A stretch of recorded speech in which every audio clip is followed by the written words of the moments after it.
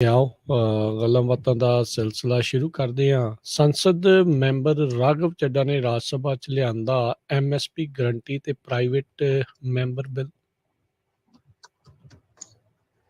जी बिल्कुल अज private member bill ले आंदा राघव चड्डा जी ने राज सभा दे साडे मैंबर आ ते वैसे कह लो कि उलांभे लाई जांदे ने मुद्दे चुकदे ने नित ते जी। फिर ओदे ते थोड़ी थोड़ी ना किते कह लो कि हल्की हल्की चोट भी करदे इन्हां दे साथी। अज हरजोत सिंह बैंस दा ट्वीट सीगा वो कहंदे सुनाओ हुण किद्दां मजाक उड़ाउण वाले हो पंजाब दे हितां लई देखो कौन लड़ रिहा है। किथे ਹਨ ਅਕਾਲੀ ਦਲ ਵਾਲੇ ਕਿੱਥੇ ਨੇ ਕਾਂਗਰਸ ਦੇ ਸੰਸਦ ਮੈਂਬਰ ਕਦੇ ਉਹਨਾਂ ਨੂੰ ਵੀ ਇਸ ਤਰ੍ਹਾਂ ਪੰਜਾਬ ਲਈ ਬੋਲਦਾ ਵੇਖਿਆ ਜੇ ਕਿਉਂ ਸੁਣਾਓ। ਸੋ ਮਤਲਬ ਕਿ ਨਾਲ ਦੀ ਨਾਲ ਗੁੱਝੀਆਂ ਗੁੱਝੀਆਂ ਰਮਜ਼ਾਂ ਵੀ ਨੇ ਗੁੱਝੀਆਂ ਗੁੱਝੀਆਂ ਤਨਜ਼ਾਂ ਵੀ ਨੇ ਕਿ ਬਈ ਸਾਡੇ ਉਧਰ ਵੇਖ ਲਓ ਰਾਜ ਸਭਾ ਦੇ ਮੈਂਬਰ ਕਿਸ ਤਰ੍ਹਾਂ ਬੋਲ ਰਹੇ ਨੇ। ਖੈਰ ਬਿਲਕੁਲ ਇਹਦੇ ਚ ਕੋਈ ਸ਼ੱਕ ਨਹੀਂ ਕੋਈ ਦੋ ਰਾਏ ਨਹੀਂ ਹੈ ਕਿ ਰਾਘਵ ਚੱਡਾ ਜੀ ਉੱਥੇ ਬੋਲ ਰਹੇ ਆ ਜਿਹੜੀ ਸਰਾਵਾਂ ਤੇ GST ਦਾ ਮਸਲਾ ਸੀਗਾ ਪਾਣੀ ਦਾ ਮਸਲਾ ਸੀਗਾ ਕੁਛ ਹੋਰ ਮਸਾਇਲ ਜਿਹੜੇ ਬੜੇ ਕਹਿ ਲਓ ਕਿ ਗੰਭੀਰ ਮਸਾਇਲ ਨੇ ਉਹ ਚੁੱਕੇ ਆ ਇਹਦੇ ਚ ਕੋਈ ਸ਼ੱਕ ਨਹੀਂ। ਤੇ ਦੇਖੋ ਇਹਦੇ ਚ ਲਾਂਭੇ ਦੇਣ ਵਾਲੀ ਗੱਲ ਜਾਂ ਤਰਸ ਟਕੋਰਾਂ ਵਾਲੀ ਗੱਲ ਨਹੀਂ ਇਹ ਫਰਜ਼ ਆ ਤੇ ਸਾਰੇ ਇਸੇ ਗੱਲ ਨੂੰ ਲੈ ਕੇ ਚਿੰਤਤ ਸਨ। ਕੋਈ ਰਾਘਵ ਚੱਡਾ ਇਹ ਨਹੀਂ ਹੈ ਕਿ ਕਿਸੇ ਹੋਰ ਮੁਲਕ ਦੇ ਆ ਚਿੰਤਾ ਇਸੇ ਗੱਲ ਦੀ ਸੀਗੀ ਕਿ ਕੀ ਲੋੜ ਪਈ ਤਾਂ ਮੁੱਦਾ ਚੁੱਕ ਲੈਣਗੇ। ਪਰ ਅੱਜ ਕੱਲ ਰਾਘਵ ਚੱਡਾ ਜੀ ਇੰਨੇ ਜ਼ਿਆਦਾ ਕਹਿ ਲਓ ਕਿ ਉਹ ਇਹਨਾਂ ਵਾਸਤੇ ਕੀਮਤੀ ਹੋ ਗਏ ਨੇ ਖਾਸ ਤੌਰ ਤੇ ਪੰਜਾਬ ਦੀ ਲੀਡਰਸ਼ਿਪ ਵਾਸਤੇ। PAC ਦੀ ਮੀਟਿੰਗ ਹੁੰਦੀ ਹੈ ਰਾਜ ਕਰਨਵੀਰ ਸਿੰਘ ਜੀ। PAC ਇੱਕ ਐਸੀ ਬਾਡੀ ਹੁੰਦੀ ਹੈ ਕਿਸੇ ਵੀ ਸਿਆਸੀ ਤਨਜ਼ੀਮ ਦੀ ਕਿ ਉਹਦੇ ਵਿੱਚ ਕਹਿ ਲਓ ਕਿ ਰੂਹ ਵਸਦੀ ਹੈ ਪਾਰਟੀ ਦੀ। ਅੱਛਾ ਫੈਸਲਾ ਕਰਨਾ ਸੀ ਕਿ ਉਪ ਰਾਸ਼ਟਰਪਤੀ ਦੀ ਚੋਣ ਦੇ ਵਿੱਚ ਆਪਾਂ ਕਿਹਨੂੰ ਸਮਰਥਨ ਦੇਣਾ ਵਾ ਤੇ PAC ਦੀ ਮੀਟਿੰਗ ਦੇ ਵਿੱਚ ਇੱਕ ਵੀ ਪੰਜਾਬੀ ਹੈ ਨਹੀਂ ਸੀ। ਇੱਕ ਵੀ ਈਵਨ 2 ਚੀਫ ਮਿਨਿਸਟਰ ਵੀ ਨਹੀਂ PAC ਦੇ ਵਿੱਚ ਹੈ ਹੀ ਨਹੀਂ 11 ਮੈਂਬਰੀ ਚ। ਖੈਰ ਰਾਘਵ ਚੱਡਾ ਬੋਲ ਰਹੇ ਨੇ ਚਲੋ ਵਧੀਆ ਗੱਲ ਹੈ ਜਿਹੜੀ ਚੀਜ਼ ਵਧੀਆ ਅੱਛੀ ਹੈ। ਅੱਛਾ ਹੁਣ ਇਹ ਗੱਲ ਕਹਿ ਰਹੇ ਆ ਕਿ ਅੱਛਾ ਪਹਿਲੀ ਗੱਲ ਤੇ ਪ੍ਰਾਈਵੇਟ ਮੈਂਬਰ ਬਿੱਲ ਕੀ ਹੈ ਕਿ ਕੋਈ ਵੀ ਲੈ ਆਵੇ। ਉਹਦੇ ਵਿੱਚ ਤੁਹਾਨੂੰ ਯਾਦ ਹੋ ਨਾ ਇੱਕ ਵਾਰੀ ਕਨਵਰ ਸੰਧੂ ਵੀ ਲੈ ਆਏ ਸਨ ਇੱਥੇ ਸਦਨ ਦੇ ਵਿੱਚ ਉਹ ਵੀ ਆਪਣੇ ਪੱਧਰ ਤੇ ਲੈ ਕੇ ਆਏ ਸਨ ਅਸੈਂਬਲੀ ਦੇ ਵਿੱਚ ਆਪਣੀ। ਤਾਂ ਖੈਰ ਇਹ ਜਿਹੜੇ ਹੁੰਦੇ ਆ ਪ੍ਰਾਈਵੇਟ ਮੈਂਬਰ ਬਿੱਲ ਮਤਲਬ ਕਿ ਜਿਹੜਾ ਵੀ ਕੋਈ ਮੈਂਬਰ ਹੈ ਉਹ ਲਿਆ ਸਕਦਾ ਪਰ ਉੱਥੇ ਚਰਚਾ ਵਾਸਤੇ ਇੱਕ ਕਹਿ ਲਓ ਕਿ ਜਿਵੇਂ ਬਹੁਤ ਵੱਡੇ ਪੱਧਰ ਤੇ ਤੁਹਾਨੂੰ ਇੱਕ ਨਾਲ ਸਪੋਰਟ ਚਾਹੀਦੀ ਹੁੰਦੀ ਹੈ ਮੇਰੇ ਖਿਆਲ ਦੇ ਨਾਲ 2/3 ਘੱਟੋ ਘੱਟ ਹੁੰਦੀ ਹੋਏਗੀ ਤਾਂ ਉਦੋਂ ਹੀ ਇਹ ਬਿੱਲ ਜਿਹੜਾ ਫਿਰ ਵਿਚਾਰਿਆ ਜਾਂਦਾ ਅਦਰਵਾਈਜ਼ ਇੱਕ ਫਾਰਮੈਲਿਟੀ ਹੈ। ਪਰ ਚਲੋ ਕੀਤਾ ਸੋ ਵਧੀਆ ਕੀਤਾ। ਇਸੇ ਤਰ੍ਹਾਂ ਬੀਬਾ ਬਾਦਲ ਉਹ ਬੋਲ ਰਹੇ ਨੇ ਉਹਨਾਂ ਨੇ ਵੀ ਅੱਜ ਫਸਲਾਂ ਦੇ ਖਰਾਬੇ ਦਾ ਮੁੱਦਾ ਚੁੱਕਿਆ ਤਾਂ ਉਹ ਜਦੋਂ ਬੋਲਦੇ ਆ ਤੇ ਇਹਨਾਂ ਦੇ ਬੰਦੇ ਕਹਿੰਦੇ ਆ ਕਿ ਇਹ ਨਾਟਕ ਕਰਦੇ ਆ। ਇਹ ਜਦੋਂ ਬੋਲਦੇ ਆ ਤੇ ਦੂਜਿਆਂ ਨੂੰ ਮਖੌਲ ਕਰਦੇ ਆ।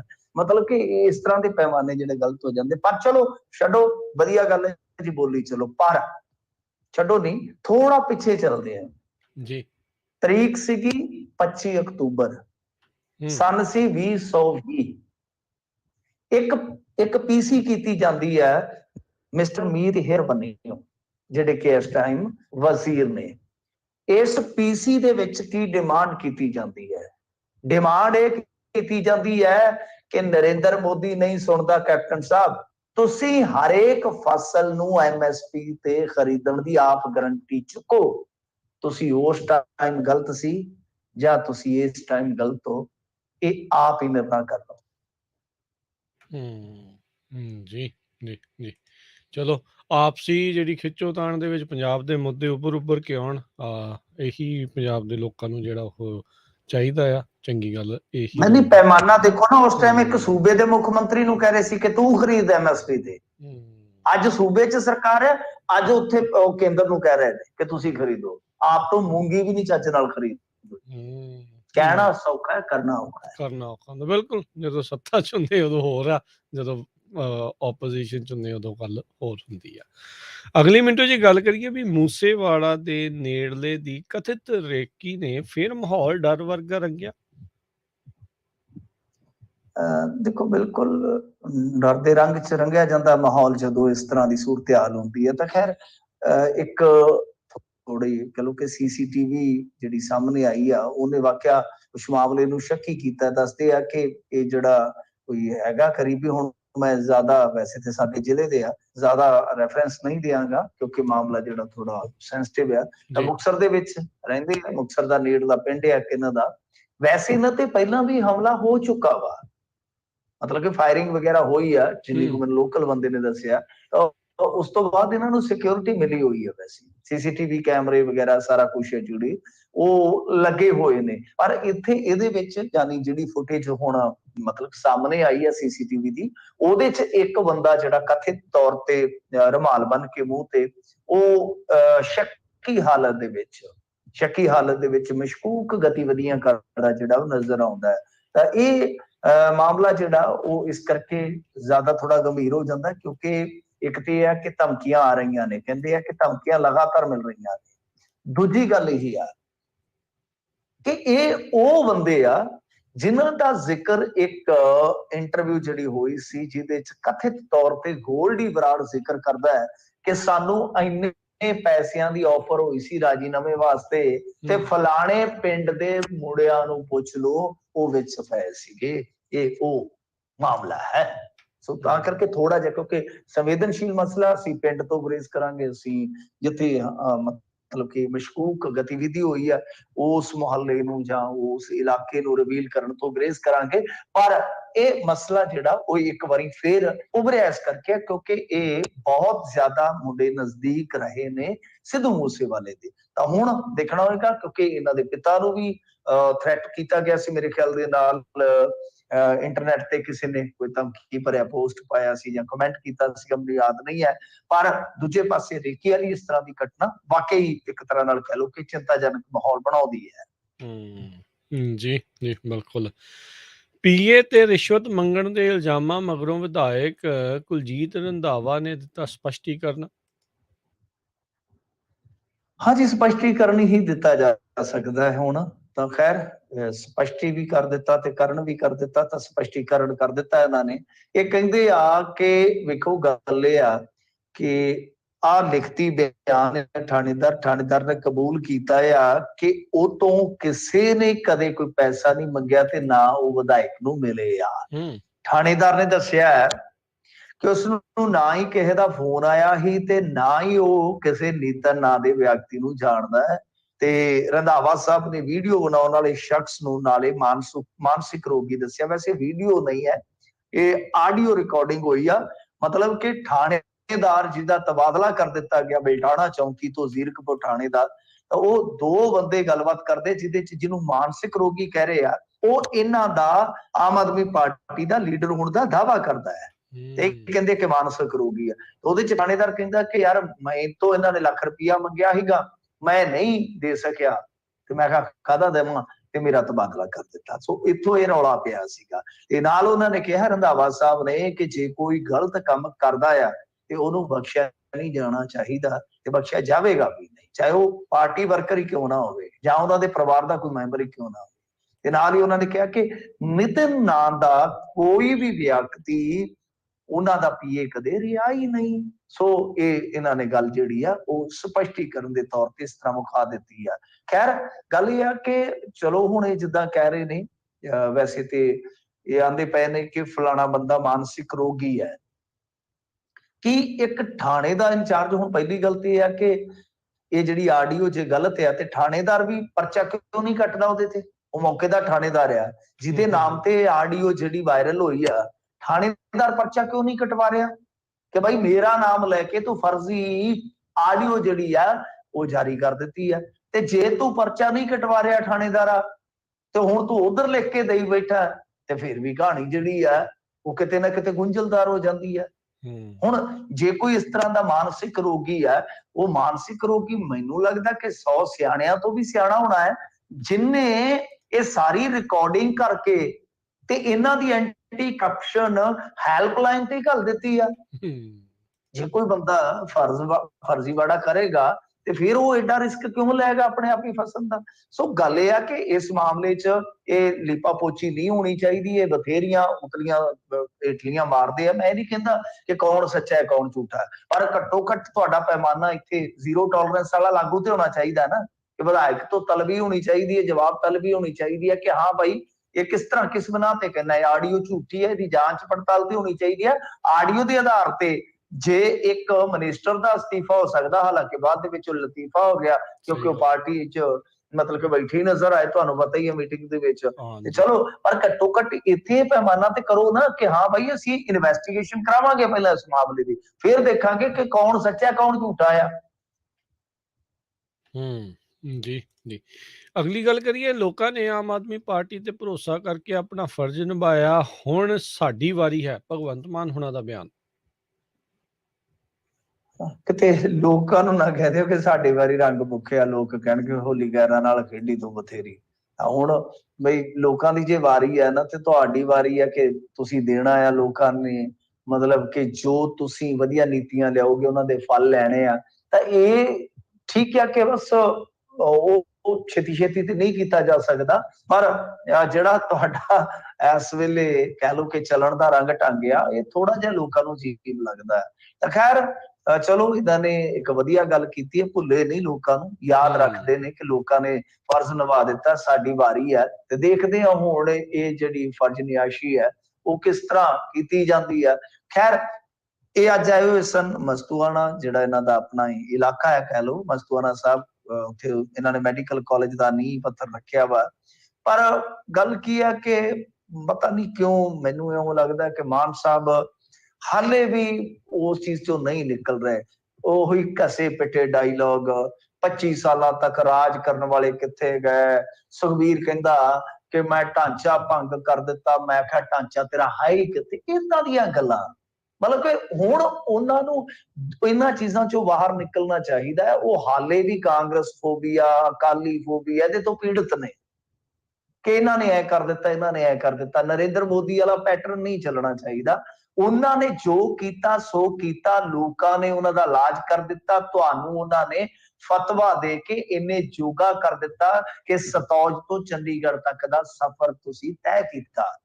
ਤਾਂ ਹੁਣ ਇਹਨਾਂ ਚੀਜ਼ਾਂ 'ਚ ਜਦੋਂ ਵੀ ਕੋਈ ਗੱਲ ਚੱਲਦੀ ਹੈ, ਤੁਸੀਂ ਏਦਾਂ ਕਰਿਓ, ਮਾਨ ਸਾਹਿਬ ਨੂੰ ਕਿਸੇ ਸੰਜੀਦਾ ਮੁੱਦੇ ਤੇ ਗੱਲ ਕਰਦੇ ਆ, ਕਿਸੇ ਵੀ ਇੰਟਰਵਿਊ 'ਚ ਦੇਖ ਲਿਓ, 5 ਮਿੰਟ ਦੀ ਹੋਵੇ 10 ਮਿੰਟ ਦੀ, ਉਹਦੇ 'ਚ ਕਿਸੇ ਵੀ ਪੱਤਰਕਾਰ ਨੂੰ ਭਾਵੇਂ ਜਿੰਨੀ ਮਰਜ਼ੀ ਭੰਬੀਰੀ ਕਮਾਈ ਜਾਵੇ ਸਵਾਲਾਂ ਦੀ, ਇਹ 2 ਮਿੰਟ ਸਹੀ ਜਵਾਬ ਦੇ ਕੇ ਮੁੜ ਕੇ 8 ਮਿੰਟ ਇਹਨਾਂ ਦੇ ਤਵੇ ਤੇ ਲਾ ਦੇ। ਸੋ ਅਸੀਂ ਅੱਕ ਗਏ ਆ, ਸਾਡੇ ਕੰਨ ਪੱਕ ਚੁੱਕੇ ਆ ਇਹਨਾਂ ਬਾਰੇ ਸੁਣ ਸੁਣ ਕੇ ਕਿ ਬਈ ਇਹ ਜਿਸ ਤਰ੍ਹਾਂ ਦੇ ਹੈਗੇ ਆ, ਹੁਣ ਤੇ ਟਾਹਲੀਆਂ, ਕਿੱਕਰਾਂ, ਅੰਬ, ਇਹਨਾਂ ਰੁੱਖਾਂ ਨੂੰ ਵੀ ਪਤਾ ਲੱਗ ਗਿਆ ਹੋਏਗਾ ਕਿ ਪੁਰਾਣੇ ਲੀਡਰ ਕਿਸ ਤਰ੍ਹਾਂ ਦੇ ਨੇ। ਤਾਂ ਤੁਸੀਂ ਇਹਨਾਂ ਚੀਜ਼ਾਂ 'ਚ ਮਤਲਬ ਕਿ ਟਾਈਮ ਜਾਇਆ ਕਰਨ ਦੀ ਥਾਂ ਤੇ ਸਾਰਾ ਕੁਝ ਠੀਕ ਕਰੋ। ਖੈਰ ਮੈਡੀਕਲ ਕਾਲਜ ਬਣਾਇਆ, ਕੁਝ MBBS ਸੀਟਾਂ ਵੀ ਵਧਣ ਜਾ ਰਹੀਆਂ ਨੇ, ਵਧੀਆ ਗੱਲ ਹੈ, ਅੱਛੇ ਕੰਮ ਕਰੋ। ਪਰ ਆ ਜਿਹੜਾ ਪਿਛਲਾ ਉਹ ਤਵਾ ਪਾਈ ਫਿਰਦੇ ਹੋ ਨਾ ਤੁਸੀਂ ਮਸ਼ੀਨ 'ਚ, ਕਿਰਪਾ ਕਰਕੇ ਇਹਨੂੰ ਪਾਸੇ ਕਰ ਦਿਓ ਤਾਂ ਬਿਹਤਰ ਹੋਏਗਾ। ਜੀ ਜੀ। ਅਗਲੀ ਜਿਹੜੀ ਕਹਿੰਦੇ ਸਰਕਾਰ ਅਤੇ ਅਫਸਰਾਂ ਦੇ ਦਰਮਿਆਨ ਸਭ ਅੱਛਾ ਨਹੀਂ, ਹੁਣ ਇਦਾਂ ਦਾ ਇੱਕ ਹੋਰ ਮਾਮਲਾ ਉੱਭਰਿਆ ਹੈ। ਇਹ ਦੇਖੋ, ਇਹ ਤਾਂ ਡੇ 1 ਤੋਂ ਹੀ ਹੈ ਨਾ। ਤੁਸੀਂ ਦੇਖੋ ਹੁਣ ਡਾਕਟਰਾਂ ਦੀ ਕਿੰਨੀ ਲਿਸਟ ਆ ਲੰਬੀ ਕਿ ਉਹਨਾਂ ਨੇ ਅਸਤੀਫੇ ਦਿੱਤੇ ਨੇ, ਜਾਂ ਇੱਕ ਜਿੱਦਾਂ ਆਪਾਂ IS ਦੇਖਿਆ ਬੀਬੀ ਨੂੰ ਕਿ ਉਹਨਾਂ ਨੇ VRS ਮੰਗ ਲਈ।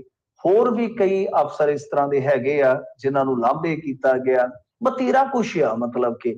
ਪਰ ਹਾਲੇ ਵੀ ਠੀਕ ਨਹੀਂ ਆ। ਹਾਲਾਂਕਿ ਜਿਹੜੇ ਮਾਨ ਸਾਹਿਬ ਆ, ਉਹਨਾਂ ਨੇ ਬੀਤੇ ਦਿਨੀ ਜਦੋਂ ਆਪਣੇ ਨੁਮਾਇੰਦਿਆਂ ਨਾਲ ਗੱਲਬਾਤ ਕੀਤੀ ਸੀਗੀ, ਮਤਲਬ ਕਿ ਵਿਧਾਇਕਾਂ ਦੇ ਨਾਲ, ਤਾਂ ਉਹਨਾਂ ਨੇ ਇਹ ਗੱਲ ਪ੍ਰਸ਼ਾਸਨ ਦੇ ਤੌਰ ਤੇ ਵੀ ਕਹੀ, ਪ੍ਰਸ਼ਾਸਕ ਦੇ ਤੌਰ ਤੇ ਵੀ ਕਹੀ, ਜਾਂ ਇੱਕ ਟੀਮ ਲੀਡਰ ਦੇ ਤੌਰ ਤੇ ਵੀ ਕਹੀ ਕਿ ਤਾਲਮੇਲ ਬਿਠਾ ਕੇ ਚੱਲੋ। ਮਤਲਬ ਕਿ ਇੰਨੇ ਤੱਤੇ ਨਾ ਵਗੋ ਕਿ ਕਿਸੇ ਦੇ ਨਾਲ ਤਲਖੀ 'ਚ ਪੇਸ਼ ਆਓ ਵੀ ਅਫਸਰਾਂ ਤੋਂ ਬਗੈਰ ਵੀ ਆਪਾਂ ਕੀ ਕੁਛ ਕਰ ਸਕਦੇ ਹਾਂ। ਤਾਂ ਇਹ ਮਤਲਬ ਸੰਭਵ ਨਹੀਂ ਹੈਗਾ ਕਿ ਅਸੀਂ ਅਫਸਰਾਂ ਤੋਂ ਬਗੈਰ ਸਾਰਾ ਕੁਝ ਕਰ ਲਈਏ। ਤਾਂ ਉਹ ਜਿਹੜਾ ਸਬਕ ਦਿੱਤਾ ਹੋਏਗਾ ਉਹ ਹੁਣ ਪਤਾ ਨਹੀਂ ਕਿੰਨਾ ਕੁ ਕਾਰਗਰ ਰਹੇਗਾ। ਪਰ ਮਤਲਬ ਕਿ ਹਾਲੇ ਵੀ ਜੇ ਤੁਸੀਂ ਦੇਖੋਗੇ, ਬਾਵਜੂਦ ਇਸ ਦੇ ਕਿ ਰਹਿ ਕੇ ਕੁਝ ਖਬਰਾਂ ਜਿਹੜੀਆਂ ਆ ਰਹੀਆਂ ਨੇ, ਹੁਣ ਤਾਜ਼ਾ ਤਰੀਨ ਜਿਹੜੀ ਗੱਲ ਆ ਕਿ ਇਹਦੇ ਵਿੱਚ ਇੱਕ ਅਫਸਰ ਨੇ ਕੇਂਦਰੀ ਜਿਹੜਾ ਕਾਡਰ ਹੁੰਦਾ ਹੈ ਉਹਦੇ ਵਿੱਚ ਜਾਣਾ ਸੀਗਾ, ਜਿਹੜੇ ਸੂਬਾ ਸਰਕਾਰ ਵਿੱਚ ਐਡੀਸ਼ਨਲ ਚੀਫ ਸੈਕਟਰੀ ਆ KAP ਸਿਨਹਾ, ਬੜੇ ਕਹਿ ਲਓ ਕਿ ਮਸ਼ਹੂਰ IAS ਆਫਿਸਰ ਨੇ ਜੀ। ਅੱਛਾ, ਇਹਨਾਂ ਨੇ ਜਾਣਾ ਸੀਗਾ ਕੇਂਦਰੀ ਡੈਪੂਟੇਸ਼ਨ ਤੇ, ਮਤਲਬ ਕਿ ਇਹਨਾਂ ਨੇ ਵਿਨੇ ਕਰ ਦਿੱਤਾ, ਬੇਨਤੀ ਕਰ ਦਿੱਤੀ, ਅਰਜ਼ੀ ਪਾ ਦਿੱਤੀ ਇਸ ਤੋਂ ਪਹਿਲਾਂ ਵੀ ਡੈਪੂਟੇਸ਼ਨ ਤੇ ਕੁਝ ਅਫਸਰ ਜਿਹੜੇ ਉਹ ਜਾ ਚੁੱਕੇ ਆ। ਜੇ ਆਪਾਂ ਦੇਖੀਏ ਨਾ, ਜਿਵੇਂ ਇਹ ਆਏ ਸੀਗੇ ਤਾਂ ਕੁਝ ਚਲੇ ਗਏ ਸਨ, ਮਤਲਬ ਕਿ ਆਪਣੇ ਆਪ ਵੀ ਚਲੇ ਗਏ ਸੀਗੇ। ਦਿਨਕਰ ਗੁਪਤਾ ਵੀ ਉਹਨਾਂ ਦੇ ਵਿੱਚੋਂ ਇੱਕ ਨੇ, ਜਿਹੜੇ ਸਾਬਕਾ ਡੀਜੀ ਸੀਗੇ, ਤਾਂ ਉਹ NIA ਦੇ ਜਾ ਕੇ ਹੁਣ ਡੀਜੀ ਬਣ ਗਏ, ਤੁਹਾਨੂੰ ਸਭ ਨੂੰ ਪਤਾ ਹੀ ਹੈ। ਔਰ ਦਿਨਕਰ ਗੁਪਤਾ ਬਹੁਤ ਕੁਝ ਮਤਲਬ ਕਿ ਆਪਾਂ ਨੂੰ ਕਰਦੇ ਨਜ਼ਰ ਆਉਣਗੇ NIA ਦੇ ਵਿੱਚ। ਆਪ ਜਿਹੜੇ ਪਾਸੇ ਬੈਠੇ ਆ ਬਾਹਰਲੇ ਮੁਲਕਾਂ 'ਚ ਗੈਂਗਸਟਰ ਜਾਂ ਕੁਝ ਹੋਰ ਮਸ਼ਕੂਕ ਲੋਕ, ਵਾਂਟਡ ਲੋਕ, ਉਹਨਾਂ ਵਾਸਤੇ NIA ਜਿਹੜੀ ਹੈ ਉਹ ਇਨਵੋਲਵ ਹੋ ਰਹੀ ਹੈ ਸਿੱਧੂ ਮੂਸੇ ਵਾਲੇ ਕਾਂਡ ਦੇ ਵਿੱਚ। ਤਾਂ ਕਹਿਣ ਦਾ ਮਤਲਬ ਇਹ ਹੈ ਕਿ ਕੁਝ ਅਫਸਰ ਪਹਿਲਾਂ ਹੀ ਚਲੇ ਗਏ ਸਨ। ਤਾਂ ਸਿਨਹਾ ਸਾਹਿਬ ਦਾ ਕੀ ਹੋਇਆ ਕਿ ਜਦੋਂ ਇਹਨਾਂ ਨੇ ਡੈਪੂਟੇਸ਼ਨ ਤੇ ਜਾਣ ਵਾਸਤੇ ਅਪਲਾਈ ਕਰ ਦਿੱਤਾ, ਜਾਂ ਕਹਿ ਲਓ ਕਿ ਵਿਨੇ ਕਰ ਦਿੱਤਾ, ਤਾਂ ਹੋਇਆ ਕਿ ਉਧਰੋਂ ਕੇਂਦਰ ਇਹਨਾਂ ਨੂੰ ਕਹਿ ਰਿਹਾ ਕਿ ਆਓ, ਮਤਲਬ ਕਿ ਕਾਰਨ ਦੱਸੋ, ਨੋਟਿਸ ਜਾਰੀ ਕਰ ਦਿੱਤਾ ਕਿ ਤੁਸੀਂ ਆਏ ਕਿਉਂ ਨਹੀਂ। ਤਾਂ ਦੂਸਰੇ ਪਾਸੇ ਪੰਜਾਬ ਸਰਕਾਰ ਰਿਲੀਵ ਨਹੀਂ ਕਰ ਰਹੀ, ਜਦ ਕਿ ਜਾਣਕਾਰੀ ਇਹ ਕਹਿੰਦੀ ਹੈ ਕਿ ਖੁਦ ਨੂੰ ਰਿਲੀਵ ਕਰਾਉਣ ਵਾਸਤੇ ਇਹ ਜਿਹੜੇ ਸਿਨਹਾ ਸਾਹਿਬ ਆ ਭਗਵੰਤ ਮਾਨ ਜੀ ਦੇ ਨਾਲ ਮੁਲਾਕਾਤ ਵੀ ਕਰ ਚੁੱਕੇ, ਪਰ ਉਹਨਾਂ ਨੇ ਨਾ ਕਰ ਦਿੱਤੀ ਹੈ। ਮਤਲਬ ਕਿ ਹਾਲੇ ਵੀ ਇਹਨਾਂ ਨੂੰ ਲੱਗਦਾ ਕਿ ਕੇਂਦਰੀ ਡੈਪੂਟੇਸ਼ਨ ਤੇ ਅਫਸਰ ਜਿੰਨੇ ਜਾ ਰਹੇ ਆ, ਜਿਸ ਹਿਸਾਬ ਨਾਲ ਜਾ ਰਹੇ, ਉਹ ਠੀਕ ਨਹੀਂ ਹੈ। ਤਾਂ ਠੀਕ ਕਰਨ ਦਾ ਯਤਨ ਕੀਤਾ ਜਾ ਰਿਹਾ, ਕਿਉਂਕਿ ਆਪਾਂ ਦੇਖਿਆ ਨਾ ਕਿ VC ਸਾਹਿਬ ਵਾਲਾ ਮਾਮਲਾ ਵੀ ਹਾਲੇ ਲਮਕਿਆ ਪਿਆ। VC ਸਾਹਿਬ ਦਾ ਮਸਲਾ ਇਹ ਆ ਕਿ ਉਹਨਾਂ ਦਾ ਅਸਤੀਫਾ ਪ੍ਰਵਾਨ ਨਹੀਂ ਕੀਤਾ ਗਿਆ, ਹਾਲੇ ਵੀ ਪੈਂਡਿੰਗ ਪਿਆ ਹੈ, ਤੇ ਨਾ ਹੀ ਜੋੜਾ ਮਾਜਰਾ ਜੀ ਜਿਹੜੇ ਆ, ਨਾ ਹੀ ਉਹਨਾਂ ਦਾ ਕੋਈ ਹੱਲ ਕੀਤਾ ਗਿਆ। ਸੋ ਇਸ ਕਰਕੇ ਮੈਸੇਜ ਇਸ ਤਰ੍ਹਾਂ ਦੀ ਆ ਰਹੇ ਨੇ, ਸੰਕੇਤ ਇਸ ਤਰ੍ਹਾਂ ਦੀ ਮਿਲ ਰਹੇ ਨੇ ਕਿ ਸਭ ਅੱਛਾ ਨਹੀਂ ਹੈਗਾ। ਕਿਤੇ ਨਾ ਕਿਤੇ ਜਿਹੜੀ ਉਹ ਮਾਨ ਸਾਹਿਬ ਨੇ ਗੱਲ ਕਹੀ ਹੈ ਕਿ ਤਾਲਮੇਲ ਬਿਠਾਓ, ਤਾਲਮੇਲ ਬਣਨਾ ਚਾਹੀਦਾ, ਤਾਂ ਤਾਲਮੇਲ ਦੀ ਹਾਲੇ ਕਮੀ ਹੈ, ਨਾ ਤਾਲ ਹੈ ਨਾ ਮੇਲ ਹੈ। ਸੋ ਇਹ ਜਦੋਂ ਤੱਕ ਨਹੀਂ ਹੋਏਗਾ ਤਾਂ ਉਦੋਂ ਤੱਕ ਤੁਹਾਨੂੰ ਪਤਾ ਫਿਰ ਕੁਝ ਵੀ ਗਾਉਣ 'ਚ ਜਾਂ ਗਾਉਣ ਪਾਣੀ ਸੁਣਨ ਦੇ ਵਿੱਚ ਮਜ਼ਾ ਨਹੀਂ ਆਏਗਾ, ਜਦੋਂ ਤੱਕ ਸੁਰ ਤਾਲਮੇਲ ਕੁਝ ਵੀ ਨਹੀਂ। ਜੀ ਜੀ, ਤੇ ਸੋਚੋ ਅੱਜ ਤੁਹਾਡੇ ਆਪਾਂ ਕਾਲਸ ਲੈਣੀ ਹੈ। ਕਾਲ ਕਰਨ ਦੇ ਲਈ ਸਟੂਡੀਓ ਦਾ ਨੰਬਰ ਹੈ 408 272 5200 4082725200। ਇੱਕ ਆਪਾਂ ਬ੍ਰੇਕ ਲੈਣੀ ਹੈ, ਫਿਰ ਬ੍ਰੇਕ ਤੋਂ ਬਾਅਦ ਦੇ ਵਿੱਚ ਤੁਹਾਡੇ ਸਵਾਲ ਜਿਹੜੇ ਉਹ ਲਵਾਂਗੇ। ਤੇ ਜਾਣ ਤੋਂ ਪਹਿਲਾਂ, ਬ੍ਰੇਕ ਤੋਂ ਪਹਿਲਾਂ ਇੱਕ ਗੱਲ ਇਹ ਆ, ਇੱਕ ਦਵਾ ਕੰਪਨੀ ਪੰਜਾਬ ਸਰਕਾਰ ਖਿਲਾਫ ਹਾਈ ਕੋਰਟ 'ਚ ਪਹੁੰਚ ਗਈ ਆ। ਦੇਖੋ, ਇਹ ਜਿਹੜੀ ਦਵਾ ਕੰਪਨੀ ਆ, ਇਹ ਪਹਿਲਾਂ ਵੀ ਹਾਈ ਕੋਰਟ ਦੇ ਵਿੱਚ ਗਈ ਸੀਗੀ, ਵਾਪਸ ਫਿਰ ਹਾਈ ਕੋਰਟ ਦੇ ਵਿੱਚ ਗਈ ਹੈ। ਮਤਲਬ ਕਿ ਮਾਮਲਾ ਕੀ ਬਣ ਜਾਂਦਾ ਕਿ ਜਦੋਂ ਹਾਈ ਕੋਰਟ ਨੇ ਕੋਈ ਫੈਸਲਾ ਕਰ ਦਿੱਤਾ ਹੋਵੇ, ਨਿਬੇੜਾ ਕਰ ਦਿੱਤਾ ਹੋਵੇ, ਤਾਂ ਜਿਹੜੀ ਦੂਜੀ ਪਾਰਟੀ ਆ, ਜੇ ਉਹਨੂੰ ਮੰਨਣ ਤੋਂ ਆਨਾਕਾਨੀ ਕਰ ਦਿੰਦੀ ਆ, ਜਾਂ ਕਿਸੇ ਗਲਤ ਤਰੀਕੇ ਨਾਲ ਉਹਨੂੰ ਫਿਰ ਮਤਲਬ ਕਿ ਲਾਗੂ ਕਰਦੀ ਆ, ਤਾਂ ਫਿਰ ਦੂਸਰੀ ਧਿਰ ਆ ਜਾਂਦੀ ਆ ਵਾਪਸ ਹਾਈ ਕੋਰਟ ਜਾਂ ਕਿਸੇ ਵੀ ਕੋਰਟ ਦੇ ਵਿੱਚ, ਤੇ ਆ ਕੇ ਗੁਹਾਰ ਲਾਉਂਦੀ ਆ ਕਿ ਇਹ ਤੁਹਾਡੇ ਜਿਹੜੇ ਹੁਕਮ ਨੇ ਉਹਦੀ ਅਦੂਲੀ ਆ, ਜਾਂ ਕਹਿ ਲਓ ਕਿ ਅਵਗਿਆ ਹੈ। ਤਾਂ ਐਸਾ ਹੀ ਮਾਮਲਾ ਹੈ ਇੱਕ ਦਵਾ ਕੰਪਨੀ ਜਿਹਦੇ ਕੋਲ ਪਹਿਲਾਂ ਠੇਕਾ ਸੀਗਾ। ਅਸਲ ਦੇ ਵਿੱਚ ਕੀ ਆ ਕਿ ਤੁਹਾਨੂੰ ਪਤਾ ਹੋਵੇਗਾ ਕਿ ਇੱਥੇ ਬਹੁਤ ਵੱਡੀ ਖਪਤ ਹੁੰਦੀ ਆ ਨਸ਼ਾ ਛਡਾਊ ਗੋਲੀਆਂ ਦੀ।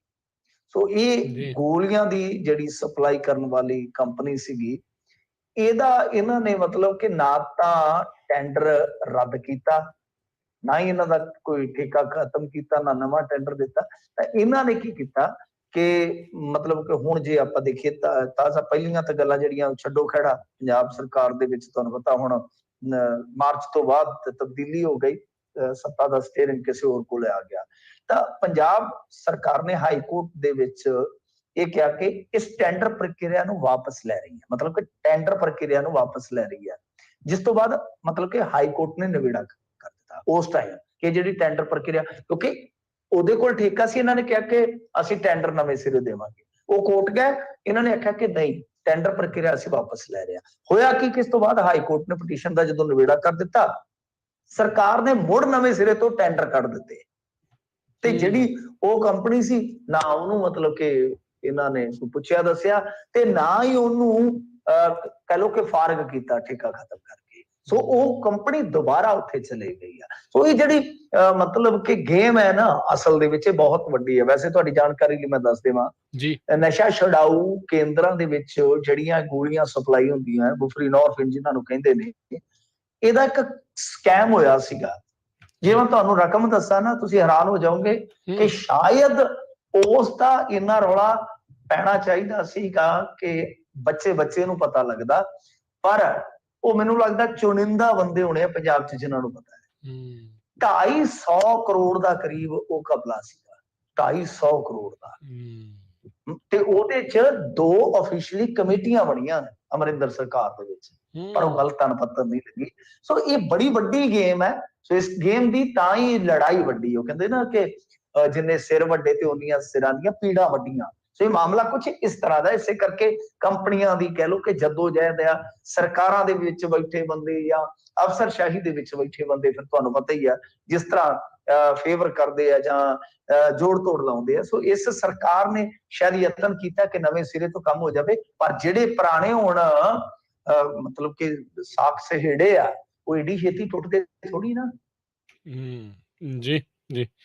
ਤੇ ਆਪਾਂ ਇੱਥੇ ਮਿੰਟੂ ਜੀ ਲੈਂਦੇ ਹਾਂ ਜੀ ਬ੍ਰੇਕ, ਤੇ ਸਰੋਤਿਓ ਬ੍ਰੇਕ ਤੋਂ ਬਾਅਦ ਦੇ ਵਿੱਚ ਤੁਹਾਡੀਆਂ ਕਾਲਸ ਲਵਾਂਗੇ। ਕਾਲ ਕਰਨ ਦੇ ਲਈ ਸਟੂਡੀਓ ਦਾ ਨੰਬਰ ਹੈ 408 272 5200 4082725200। ਮਿਲਦੇ ਇੱਕ ਬ੍ਰੇਕ ਤੋਂ ਬਾਅਦ 'ਚ।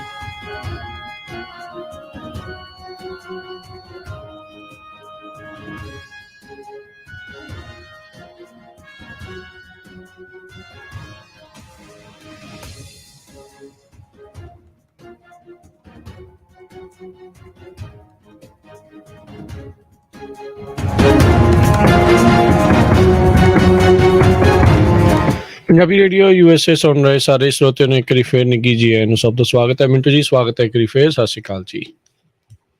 ਜੀ ਸਤਿ ਸ਼੍ਰੀ ਅਕਾਲ ਜੀ। ਜੀ ਤੇ ਆਓ ਆਪਾਂ ਆਪਣੇ ਕਾਲਰਸ ਦੇ ਨਾਲ ਗੱਲ ਕਰਦੇ ਹਾਂ। ਸਰੋਤਿਓ ਤੁਸੀਂ ਵੀ ਜੇ ਮਿੰਟੂ ਜੀ ਨੂੰ ਸਵਾਲ ਪੁੱਛਣਾ ਚਾਹੁੰਦੇ ਆ ਤਾਂ ਕਾਲ ਕਰ ਸਕਦੇ ਹੋ। ਸਟੂਡੀਓ ਦਾ ਨੰਬਰ ਹੈ 408 272 5200।